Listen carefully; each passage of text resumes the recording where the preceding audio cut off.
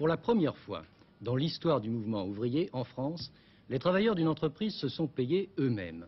À Besançon, les salariés de l'IP ont touché leur paye du mois de juin intégralement, salaire qu'ils ont prélevé sur le produit de la vente des montres. Cela représente environ 2 millions de francs. Notre mouvement est insupportable pour le pouvoir, insupportable pour le patronat. Quand je suis arrivé chez l'IP en rentrant de l'armée, j'avais été avant d'aller à l'armée, mais là, en 1956, je me suis syndiqué. Et puis, bon, j'avais un contact avec le syndicat un peu, avec Piaget. C'est la CFTC à ce moment-là. C'était la CFTC. Et puis, bon, je me suis présenté en 1957 comme délégué, je n'ai pas été élu. Et j'ai été élu en 1958. Et en 1958, on nous envoie je fais diverses sessions, ici, à Bouclan, à Paris, à Bierville. Et puis, comment que ça se passait à l'usine? À l'époque, les délégués, l'activité principale des délégués, c'était le groupement d'achat. Après-guerre, il y avait pénurie de tout, de charbon, de pommes de terre, de nourriture. Donc, il y avait un groupement d'achat qui achetait en gros du charbon, en gros des pommes de terre, en gros du poisson à chaque semaine, des pâtés. Alors, il y avait toute une organisation qui s'était mise en place au fil des années pour subvenir aux besoins de... Et ça, 10 ans, 12 ans, 13 ans après, ça existait toujours. Alors qu'il n'y avait plus besoin. C'était... Donc là, à la session, j'ai été avec un Sauger, là, un copain, et on raconte ça, quoi. Et le permanent nous dit, vous feriez mieux de vous occuper du fonctionnement économique de votre boîte que de vendre du pâté et puis du poisson. Alors bon, et tu prends ça en pleine figure. Donc on rentre, on en cause avec la section. Alors là, les gars qui avaient l'habitude de faire ça, à la fin du mois, il manquait d'heures. Fred Lipp disait, mais oui, mais allez-y, dépassez un peu, c'est pas grave. Et comme ça, on y foutait la paix. Alors, il a fallu décider, la CFDT, la CFTC, donc au bout de, je ne sais pas moi de combien de temps, il faut y aller, il faut arrêter ça. Après, il a fallu décider la CGT. C'était encore une autre affaire.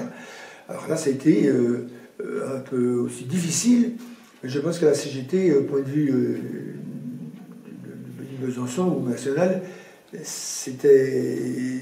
notre position était bonne. Donc la CGT a accepté. Et donc on a supprimé l'arbre de Noël. Mais 68 n'arrive pas comme ça tout seul, Roland Vito.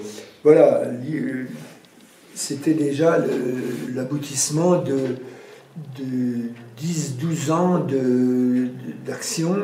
Quand mai 68 est arrivé, il y avait... le personnel était préparé, était conscient de ce qui n'allait pas, quoi. Je suis arrivé dans l'usine, le Fred Lipp était là avec son revolver dans la poche.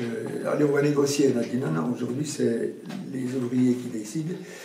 La CGT est arrivée qui a dit non, on ne rentre pas. Elle a dit écoutez, si, on va causer ensemble au restaurant. Ils avaient amené un permanent, on a dit non, pas question. Et donc là, on a bien expliqué les revendications, où on en était, de tous les classifications, les salaires, tout.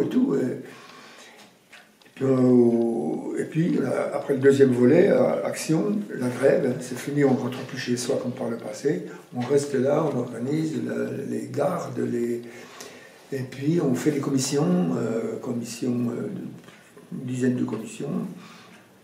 Donc on explique bien ça pendant 1h30 de temps. Et puis on dit bon, on s'arrête. Et puis on se donne 1 heure de réflexion ensemble par petits groupes. On disait bon, donc on ressort et puis on réfléchit un petit peu à tout ça, quoi, ce que ça nous engage à... Qu'est-ce qu'on en pense, quoi. Donc on se retrouve 1 heure après. Et puis, alors les questions fusent. Oui, mais vous n'avez pas parlé du bruit aux presses, et puis de l'huile aux presses. On a les mains sales. Et puis moi, qu'est-ce que vous voulez que je vienne garder la nuit? Moi, mon mari ne sera pas d'accord. Et puis, donc, les questions fusent. Donc, on rajoute ça aux revendications. Et puis, bon, on vote. C'est l'unanimité, quoi. Donc là, je dis, c'était vraiment l'Assemblée générale de départ. L'accord, augmentation de salaire, On sait ce que c'est devenu. Et le victoire de mai 68, c'était le panneau d'affichage. Un panneau d'affichage de 2 mètres de long, 1 mètre de haut, dans le hall d'entrée, où tout le monde passait 2-3 fois par jour, en arrivant, en repartant, mais aussi en allant au restaurant et en sortant du restaurant. On mettait une information, un dessinateur, un gars, qui faisait proprement des phrases courtes, qu'on lisait en passant. On n'avait pas besoin de... Et puis là, petit à petit, les gens s'agglutinaient. En arrivant le matin, on arrive, il y a toujours des gens qui regardaient Spanobi, qui posent. Vraiment, ça a été puis il n'y a plus besoin de tract. C'est un ancien secrétaire général de l'usine qui a repris, qui nous a promis monts et merveilles, qui a d'ailleurs augmenté les salaires. On est allé le trouver pour lui dire, mais vous êtes trompé, vous avez... Ah non, on a bien calculé, vous en faites pas. Nous, il a dit, vous savez, ce qui nous intéresse, c'est du travail. C'est pas l'augmentation de salaire, pour nous c'est secondaire, c'est du boulot. Vous en faites pas, le boulot viendra. Le boulot n'est jamais venu.